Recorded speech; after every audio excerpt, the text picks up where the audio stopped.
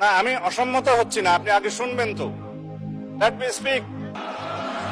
মাননীয় স্বরাষ্ট্রমন্ত্রী, আপনি বসুন দয়া করে। মাননীয় স্পিকার, আপনি এই বিধিতে মাননীয় যে সদস্য, দলিলটা আপনারা দিয়েছে, বসুন।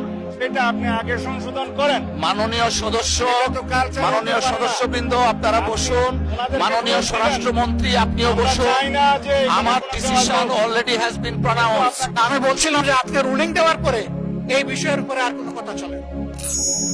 আমরা মাননীয় আইন মন্ত্রী এবং মাননীয় স্বরাষ্ট্রমন্ত্রীর বক্তব্য শুনেছি, পাশাপাশি মাননীয় বিরোধী দলের নেতা যিনি উত্থাপন করেছেন ওনার বক্তব্য শুনেছি। সবার বক্তব্য শ্রবণ করে সংসদের কার্যপ্রণালী বিধি 65(2) অনুযায়ী আমাদের 3 দিনের মধ্যে এই বিষয়টাকে নিষ্পত্তি করতে হবে। সেই হিসাবে আগামী 31শে মার্চ 2026 তারিখ রোজ মঙ্গলবার দিনের সর্বশেষ বিষয় হিসাবে 2 ঘন্টা কাল বিরোধী দলের নেতার মুলতবি প্রস্তাবটি আলোচনার জন্য সময় নির্ধারণ করছি।